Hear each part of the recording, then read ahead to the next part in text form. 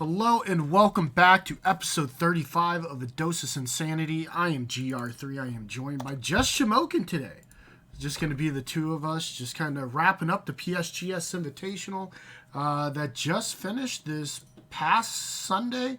I guess you could say Monday. Like that ran pretty deep into the night. Yeah, I'm thinking. I'm sure we ran into Monday. That ran deep. We started. What was our first series time? 1 Eastern, I believe. And I Yes. don't know if we finished until 2:30 Eastern. Like in the morning.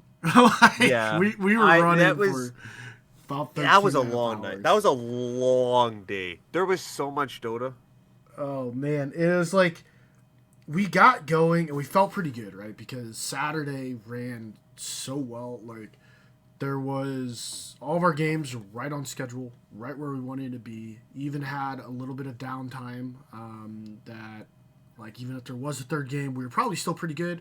And then Saturday happened, and then hour-long game, and then hour-long game, and then like maximum amount Whoa! of We waiting had time. yeah, we had 3 series, and the first 2 series went all 3 games All three games with hour-long with games, hour-long games inside those series, which and is then crazy. our grand finals went 4 games. Yeah, it's crazy though, right? Like the average game length was probably around 35 minutes, maybe 33. Like leading up through the entire term, all the way through like the opens, the group stage, going into the first part of the main event, and then all of a sudden it's like Sunday hits. We've got the last 3 series of the tournament, and then we're going 75 minutes, 80 minutes. Like, come on. Our schedule was fucked. But what can you do? I mean, there's so many great games. I mean, that's the downside. Like, schedule wise, as tournament organizers, when it goes like over the time that you really were anticipating, that's not necessarily a great thing. But it also means that there's some really, really close, really exciting games for viewers to watch, right? Yeah, for sure. And I'm sure anybody watching the tournament definitely got their fill of fun and exciting games. I mean, the first 2 series alone combined were like uh all in all from like start time to finish on that series. I want to say they were over 7 hours for 6 games of Dota. Oh, it was ridiculous. But It was nuts. they were phenomenal games. And anytime you go three, it's like you know it's a great series. And there was a couple, which is cool to see, is like I noticed this in like whatever when they played was Mhm. they would win a game or like say again in the lower bracket finals against Play for Fun. They got absolutely shit on in the second game, and then come out and then just win the third. Like the mental to be able to come back from that. A 49 to 15 minute or a 49 to 15 kill game in 27 minutes. You guys are dying over 2 times, like almost 2 times a minute. Like it's wild. Yeah, To bounce back from that, like that's mental they did it resiliency. twice, right? Like in the grand finals, they were down 2 games, and they could have rolled over and just been done. And then they came out in that game three, and just rolled the oversight. Yeah, But that's true. what like so we just touched on that. The winners overall was the oversight, Correct. and I think well deserved. And they made an upper bracket run. They looked pretty good. I think dropped 1 game in the group stage. Looked really dominant all the way throughout. Overall, like just a phenomenal, well-rounded team. Yeah, they were solid. Just the individual skill on that team was just it was quite phenomenal. Oh yeah, Um, and sometimes like they were allowed to have their heroes and they ran with it. Every time they got Pango, like it was probably their best. I would say their best hero. it was one of the best heroes of the tournament overall. That's true. But yeah, I remember like we were sitting in a chat through the final day, and we were talking about that, and you mentioned every single time that there was a like Pango ulted, it had some sort of impact. I couldn't imagine playing against it. It must have been horrible because whenever you were fighting anybody, beep beep, he's coming, and he's like high impact Pango ult every time. Every time. It was an absolute just fight destroyer. It's something I don't like. I see my Pangos and they just go get stuck on a staircase and that's the end of their ult. It's like, okay. Or the other team just pushes BKB and it's like, okay, good job, Pango. Like, you really... The interesting thing about that, though, is Bloodseeker is obviously that one counter is just the bane of Pango's existence. Yep. He's what makes Bloodseeker still a semi-good carry right now, in my opinion. And we saw a lot of our SA teams running Bloodseeker constantly throughout the tournament. But in the finals, when they ran this, Bloodseeker wasn't even banned. Like, it wasn't even thought about. Like, they picked the Pango at 7 in game 3, I believe it was. And there was just never a Bloodseeker even imagined. So I wonder if it's something where teams are like, it's not that big of a deal. There's other ways to handle it. But it was just interesting to see. It must have gotten forgot about because then in the final game, they picked Pango again on 6-7 and they ban out the Bloodseeker. Yeah. It was like game 3. There was just they left it, and whatever didn't take it, they still won. Like that was the game. Whatever took off the oversight, but yeah, it just got left, and I'm not entirely sure why at all, to be honest. I mean, it's hectic. It's late. You just played a 3-game series. You're going into your 6th or 7th game of the day, and you forget that hero even exists. Yeah, but even for the oversight, not the ban it. Like, I don't know if that's just disrespect or. I don't know. Like they forget in the post game, Skyward did talk a little bit about like there were some hiccups in the draft and things where just things are just forgotten about. And that's true. Like it's $500 on the line. Like it's late. Like most of that team's EU.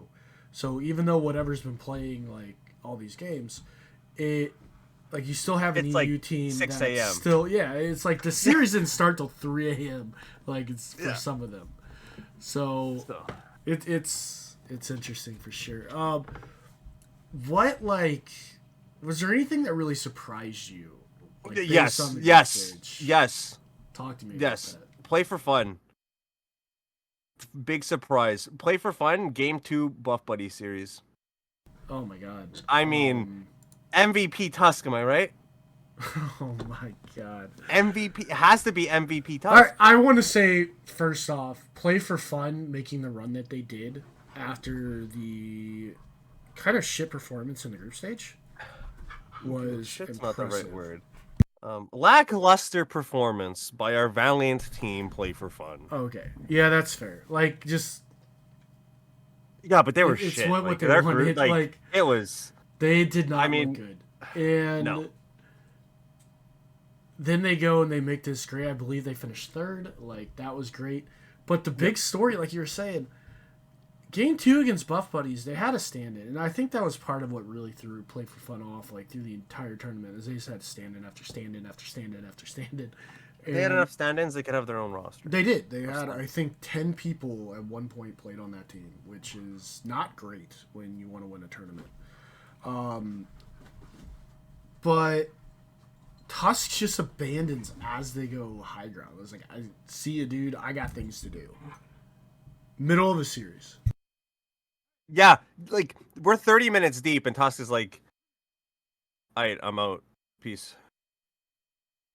Well, they're down a game. Like, they're already you're down a game, and then your guy just leaves 30 minutes in. He's like, yo, I got another thing I gotta go play.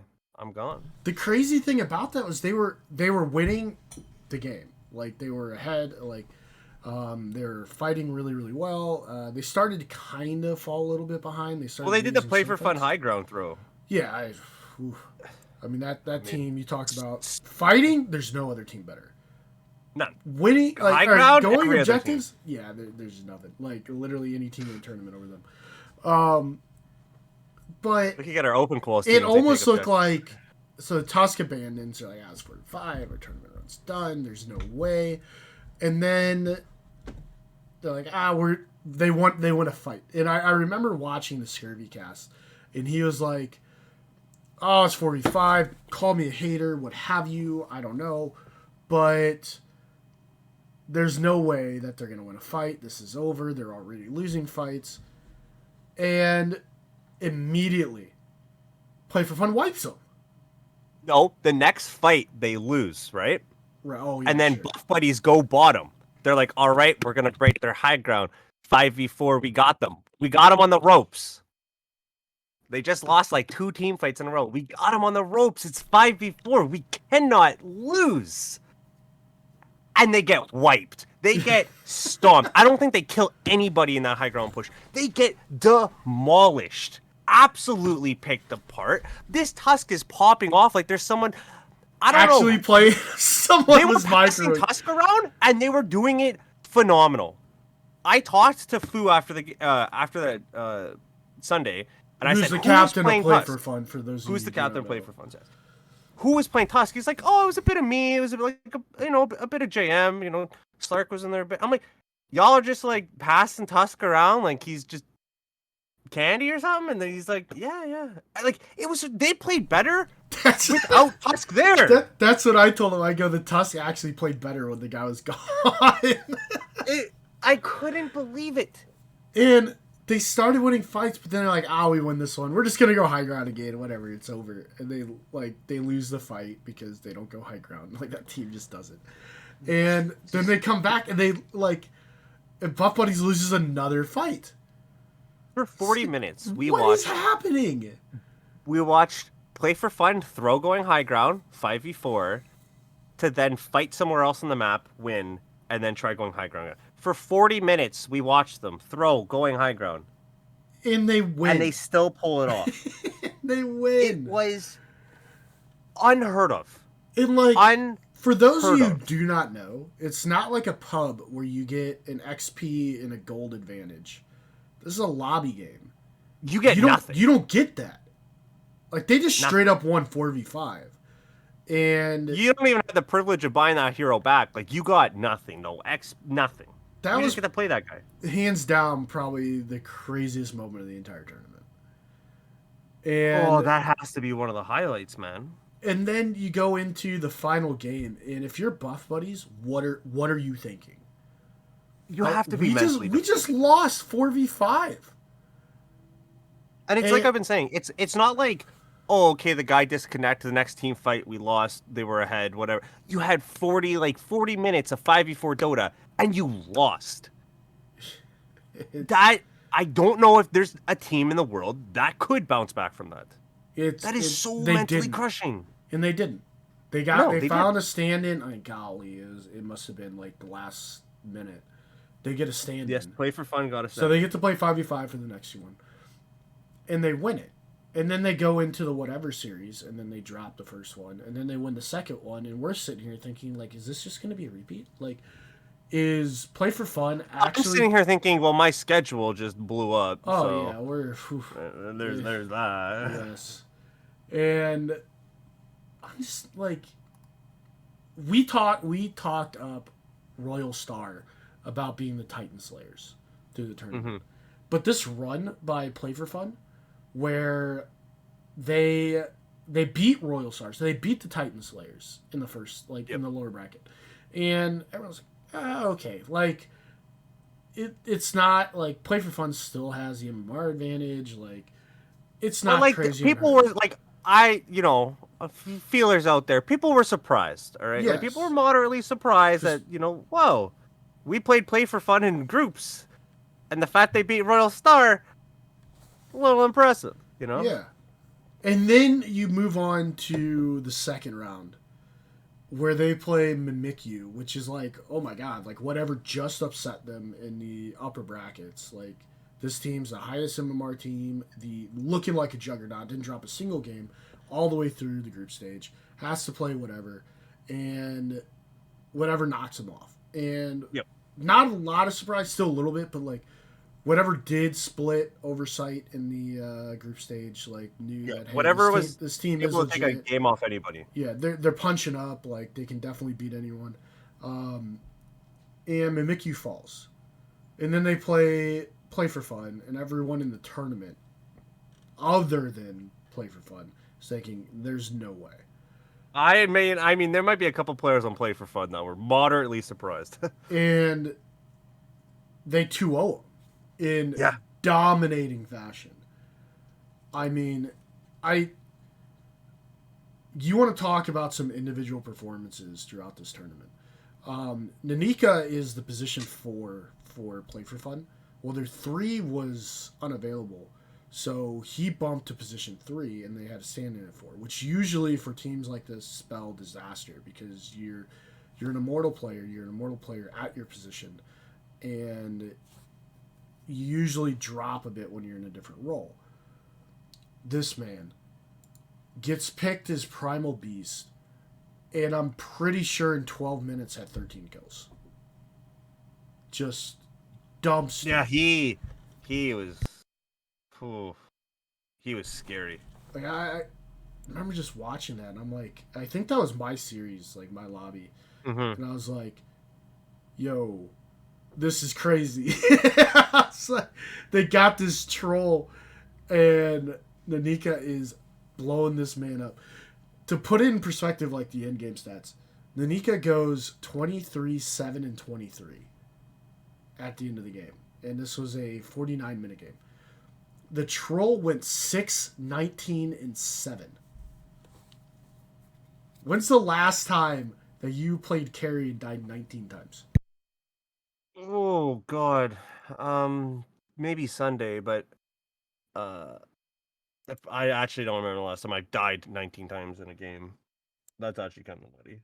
Oh, I mean, just 19 times? 19 as a carry. Like, I haven't done that on a support, and I don't even know how long. And I mean, you just talk about absolute domination. Like, it was very, very impressive. And it's not like Mimikyu's carry is a bad player. I mean, the guy's a 7.4K player.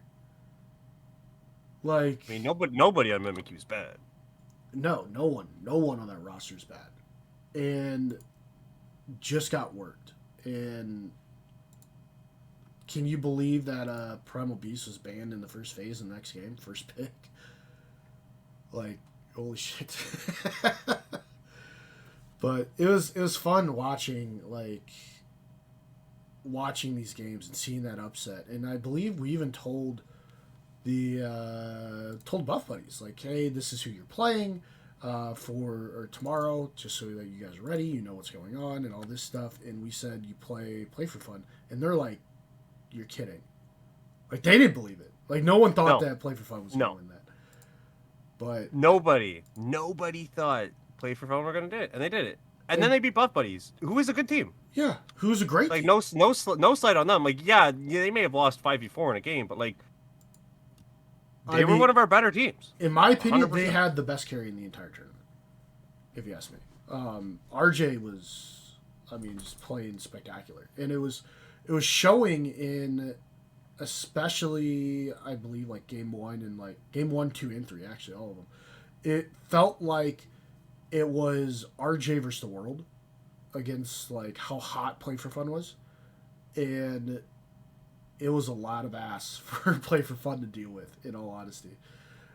So it was the individual performance by him, the level of play that RJ demonstrated throughout the entire tournament was very, very high as well. Like, just not that series. So it was fun. Like, Jamie made an insane Aegis steal with the clockwork. Oh my god, that was sick. Is just hook shot in. I think he killed Roche with the hook shot, stole the Aegis. Yeah, he got the Roche kill and out. Aegis. Ended I up forced dying that to- twice for it, but I mean, it was a time in the game, and I think this is game 3. It was a time where like it could have gone either way. Where Denying either the Aegis was huge. Yeah, like that Yeah. was a huge play. like No, that was they either went like they just lose the game if they get Aegis, all right. and then they Update. just stalled it Last out. time I died 19 times in a game, 11 months ago. Not as a carry though. I was a mid viper. Oh my gosh. Hey, 11, 19, and 26. What can I Man. do? Most damage in the game. It's tragic. Tragic. No, but that was a huge play. I kind of thought that might be the turning point for the game where Buff Buddies was going to take game 3 because, I mean, those are the kind of plays that just like, yeah, how do you bounce back from a 4v5 with your teammate like stealing the Roche kill, getting Aegis, and like burning it? Mm-hmm. Like that as a support, like that's just huge. Oh, it was massive. You could Like- see the shift in the game too. Like Yeah. it went from wow, this game's getting out of control to actually like a game again. Yeah. Any other like upsets or anything that you're really surprised by during the bracket? I think like the biggest upset, 100%, is just play for fun's run. Like I don't think anyone really saw that happening or occurring in any way. I would say that was my biggest. I don't know. I can't think of anything. Anything else? But how about other big performances? Like, I thought. I mean, if I'm rating an all tournament team, and this is not prepped at all, so pardon us if we like miss something. Position 1, I'm giving RJ. I just think overall, like what he did individually for his team was massive. Mid, I'm giving to JM, though I think it's close to DKMP, who turned out to be a tournament favorite, like among our viewers. Did turn out to be a tournament favorite. Actually, that was kind of puggy. I mean, people chanting them in the chat, in our in the Discord, like that was. Give us your energy. I thought best position 5 hands down was Sheepstick. There was just so many plays where it just like felt like she was just working like everybody. The clockwork game that she played was unbelievable. She played really well in the CM. But she played very, very well as a position 5. For me, it's hard to look at anybody in the oversight and be like, you weren't the best in the tournament at your role. Like they looked good. They did look good. I still think that I give position 1 to RJ. Position 2, I think, goes to JM. Position 3, I believe, goes to Skyward. 4, I want to say probably Nanika. And then 5, I would give to Sheepstick.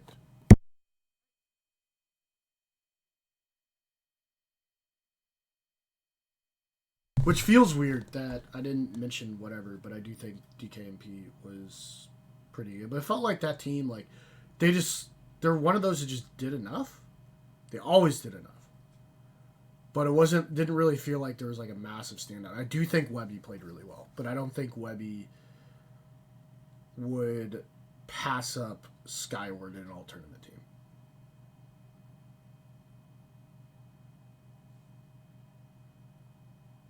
That's kind of valid, yeah. Skyward was maybe one of the MVPs of the whole tournament. I mean, between that Pango, the Broodmother that he had in Game 1 in the finals, I mean, it was just so overwhelming how well they played. But let's turn gears here. Let's talk a little bit about the meta. So the meta of the tournament. So the most contested was Razor. Are you surprised by that? No. You know what I was surprised by? I can tell you what I'm surprised by. It might be the same. Go ahead. I'm surprised that Razor wasn't even really contested at all in the finals, as much as he was the rest of them. I'm surprised that he got through 3 times. Yeah. No, Well, yeah, he wasn't he contested. was not contested in the finals. Maybe one game, but I'm pretty sure was not contested at all during the finals. And game one was not banned by anybody, was not picked up. And game two was banned in the second phase by whatever. Game three was not contested at all. And game four was not contested at all.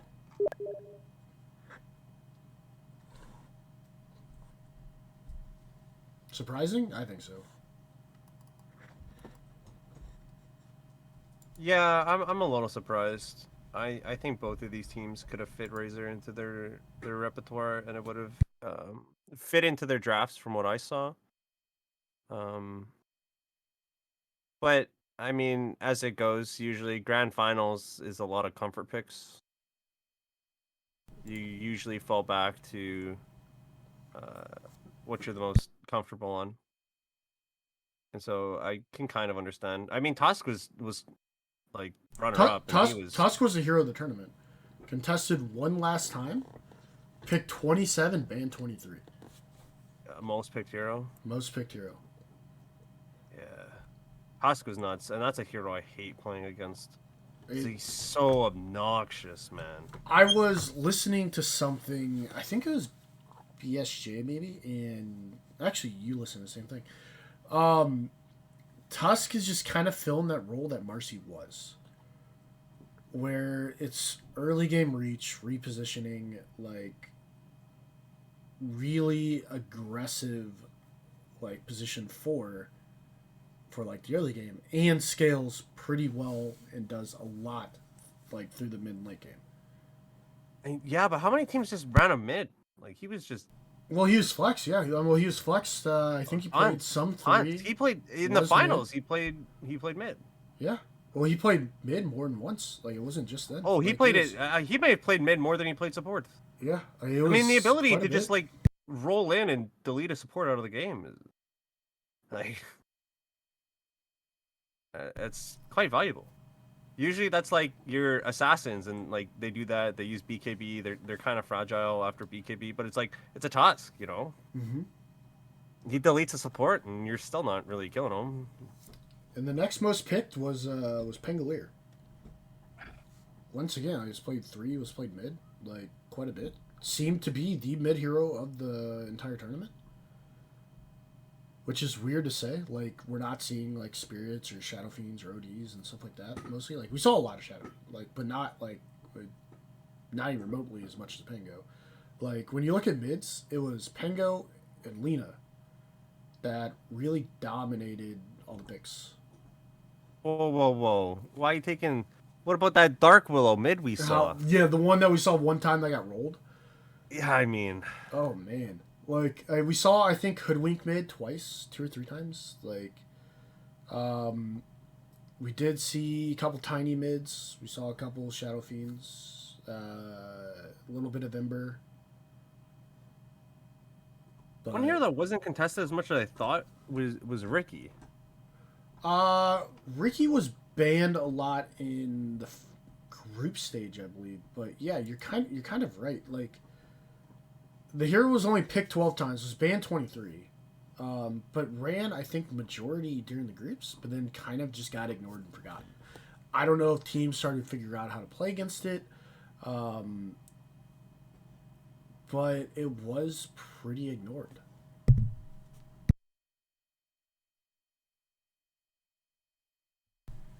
How did Naga Siren do? Naga Siren was the carry of the tournament. It was played 10 Oh, I times. mean, she's the carry of the patch, you know. Yeah, What she's I'm the saying? carry Like, of the patch. But she was definitely between Naga and Drow, I believe, was the top two carries. We saw a little bit of Shadow Fiend.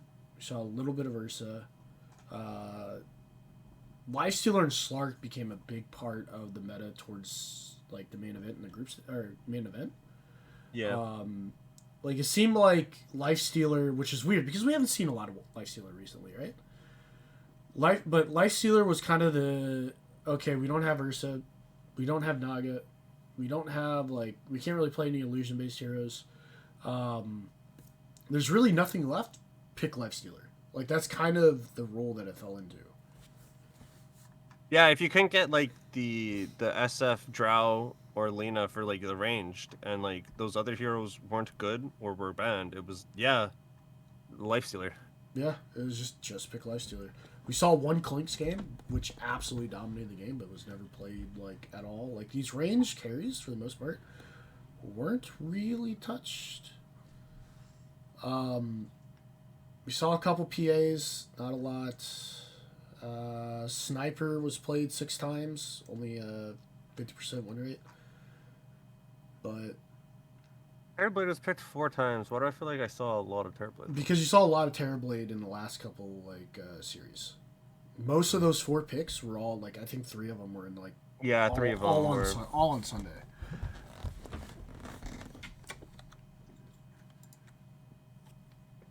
It's very much an illusion based kind of meta.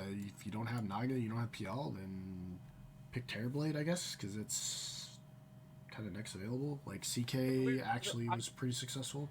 Thought we would have seen more summons, which traditionally fare quite well against illusion heroes, just because they don't necessarily counter them in like a fighting sense, but just in a pacing sense. Illusion heroes are usually some of the slowest carries in Dota to get online, and so I thought we'd see more, Beastmasters, that kind of thing, Lycans, that kind of thing, that would just close the game down so fast that these illusion heroes never had a chance. But Offlane turned into some weird stuff.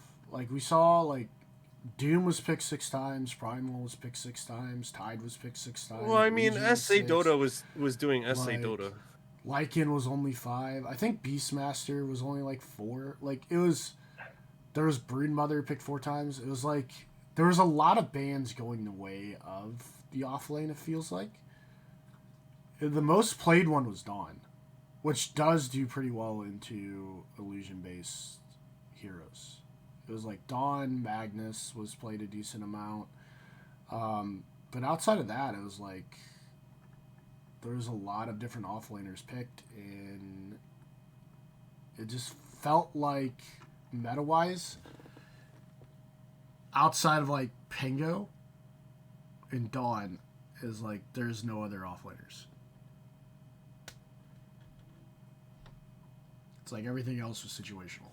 Though Doom did had a really big part in a lot of the late A lot of losing Dota, because that's what that hero does. I agree. Man, you hate on that hero so much. I But hate 50% win rate. 50%? 50% win rates don't win you tournaments. No. But I believe Hoodwink. 100%. Dude, Broodmother, 100% win rate. Huskar, 100% win rate. Okay. We actually saw 5 Huskar games. We did see 5 Huskar games. And they dominated all of them. All of them. Huskar slapped in every single game we saw. Can we talk about how much Tiny was contested? It was contested in 61% of games. And only had a 35% win rate. The hero did not perform at all. But just kept getting picked or banned. Every single game. Yeah, because it was that or Tusk. Really? That's true. It was your first picks were usually Tusk, Tiny, or Pengo. Some Tree, depending on the teams. Tree, though. Yeah. Tree and Protector. Let's talk about this hero. Tree and Protector had almost a 71% win rate in 17 games.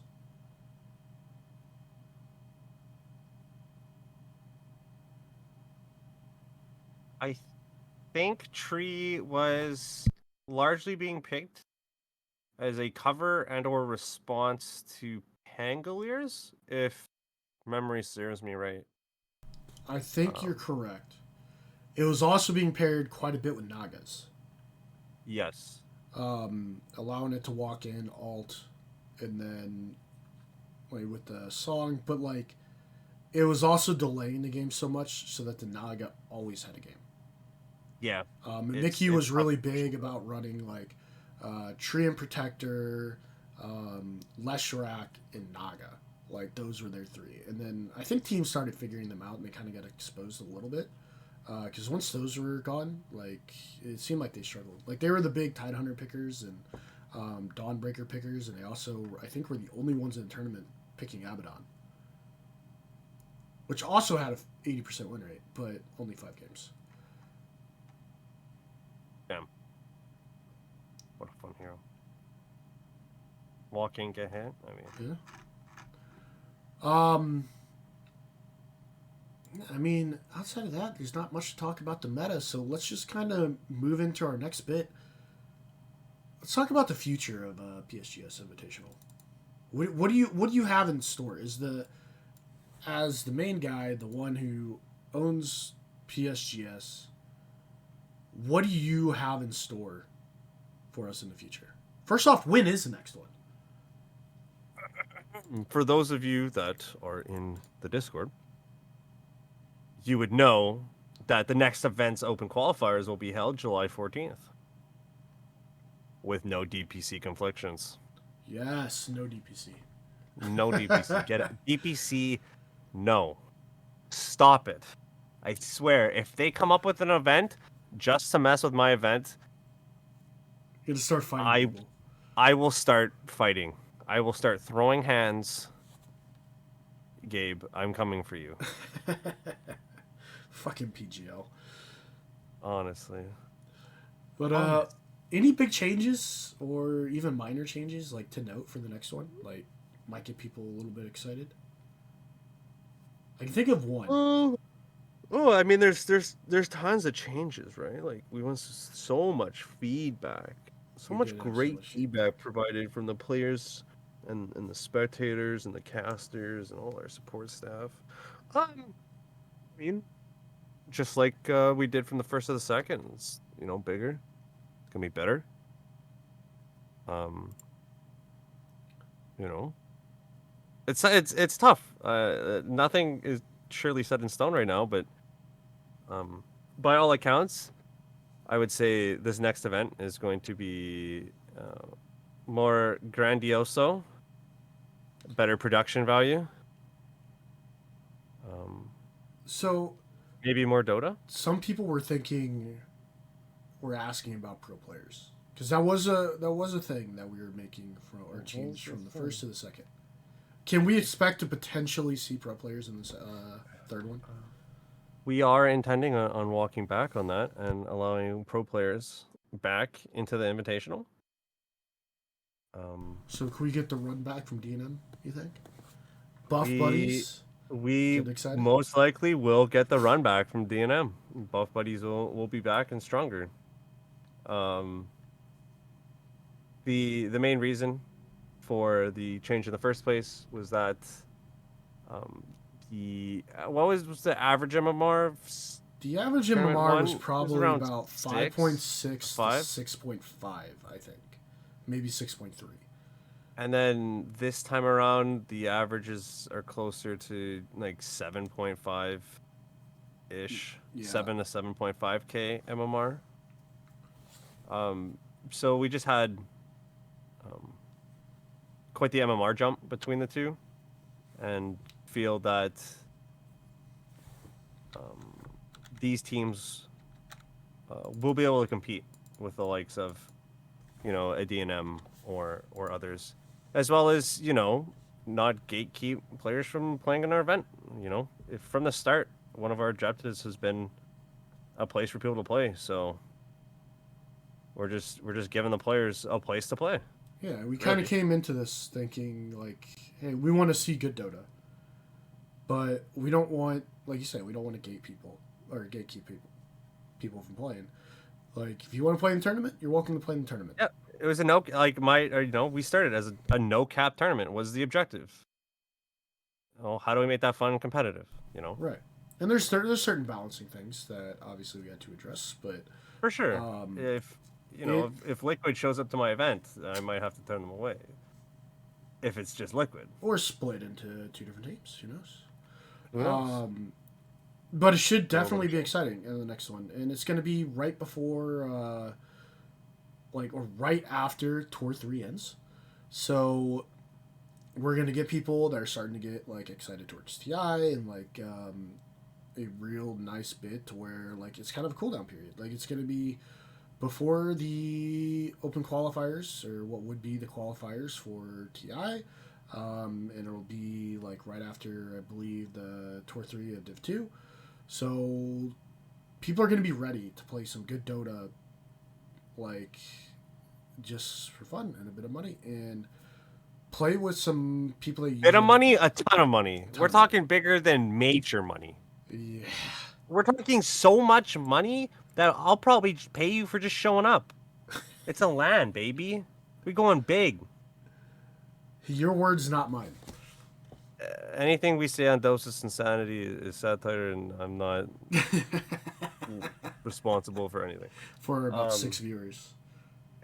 Shout out my 6 viewers. Yes.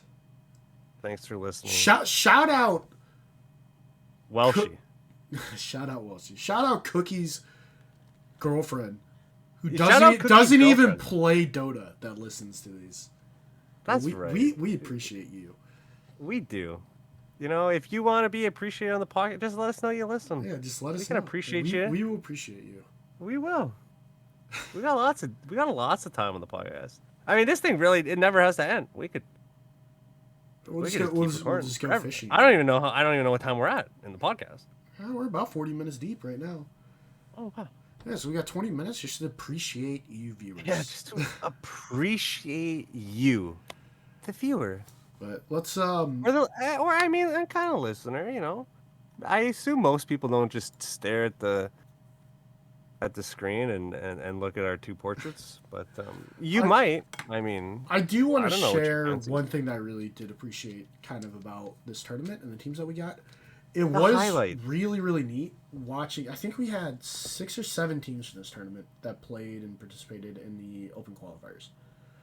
So it was kind of neat to just watch these teams and see how they're competing.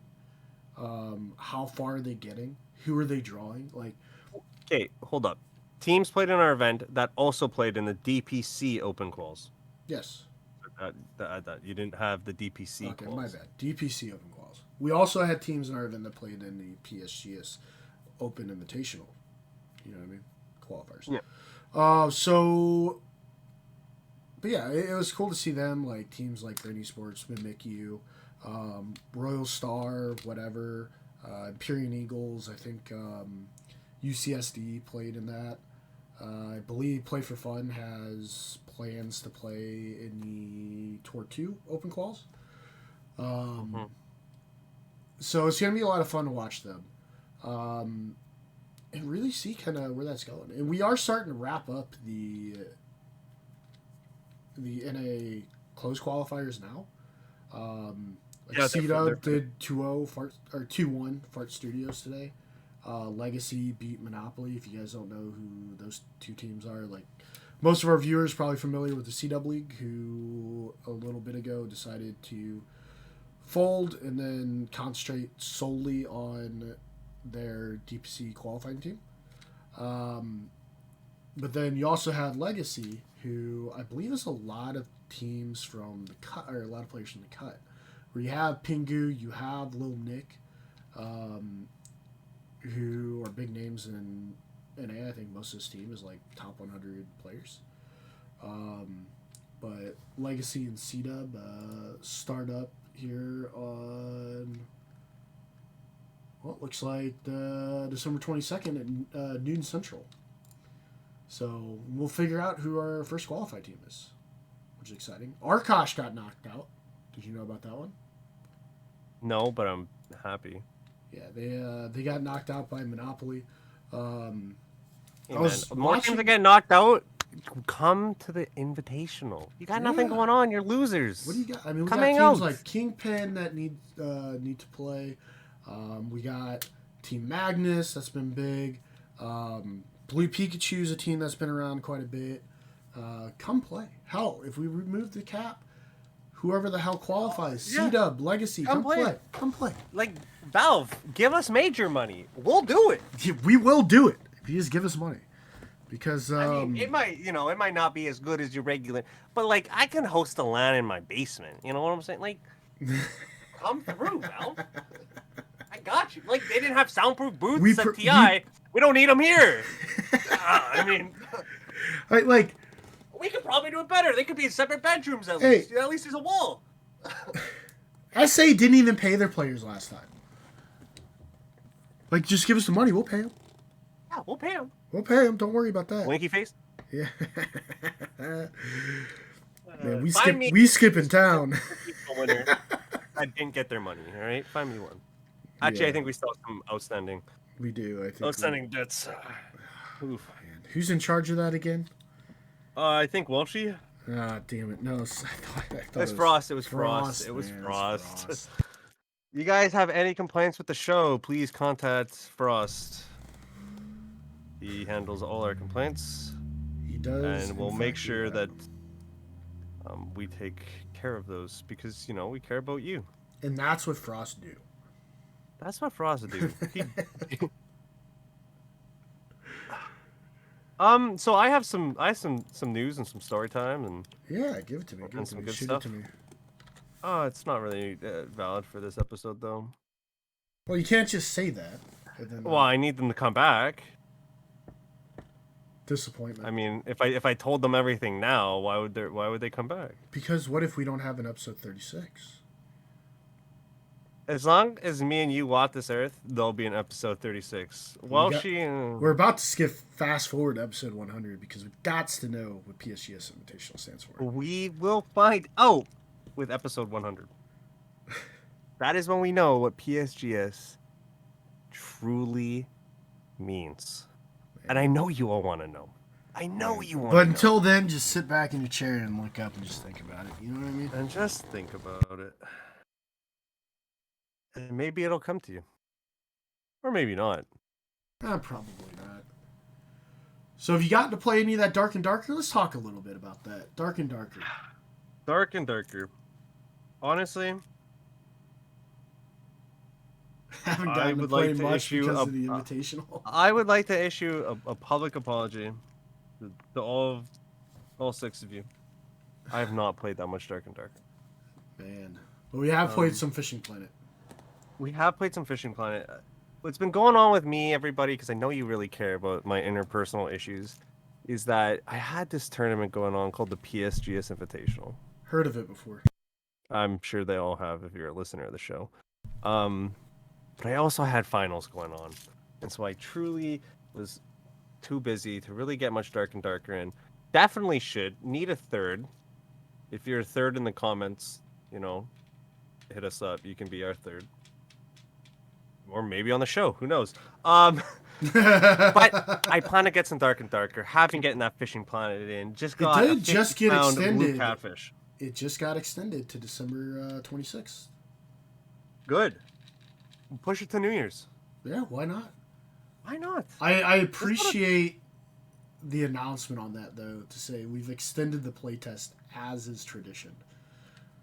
As is tradition. I mean, own it, right? Good on these guys. Good on these guys. As is tradition, we had server problems, and we're extending it as is tradition. Because we want to have fun. That's true. Like, don't give me that. We knew they were going to extend it. They weren't going to be working on Christmas. Other big Christmas news. time. Speaking of Fishing Planet, I don't know if you know. Oh, you may not. There's a fishing competition coming up tomorrow at 4 o'clock Central, from 4 to 6 in Lake St. Croix. Really? There is. From 4 to 6? From 4 to 6 Central PM. Ooh. Yeah. Team or solo? I think it's a team one. Oh, I might have to be on my team. Oh, you want to be on my team? Oh, dude, you recruit me? I'm recruiting you, even though every single time we fish together, you say, I don't catch any fish. I mean, that sounds like a good deal. Hey, I caught a 50-pound blue caddy. You did. I'm glad this absolutely nothing. No, it was not 50 pounds for like $1,500. Meanwhile, I'm pulling out freaking 30-pound pike for $4,000. Oh man. But I think that's gonna wrap it up for us today. Thank you guys for listening, and I mean, honestly, can't wait for the next one. Definitely can't wait for the next PSGS Invitational coming in July. Should be bigger, should be better. A lot of fun, exciting gameplay be viewed by amazing casters, and they did such an incredible job through the last one. Really can't wait for it. So until then, see you guys next And time. I have one announcement. Oh, Don't forget to call into the Sin line, which will be in the description, and leave us a message. We'll play it on the show. All right, everybody. all right. You have a fantastic Christmas. Bye. All right.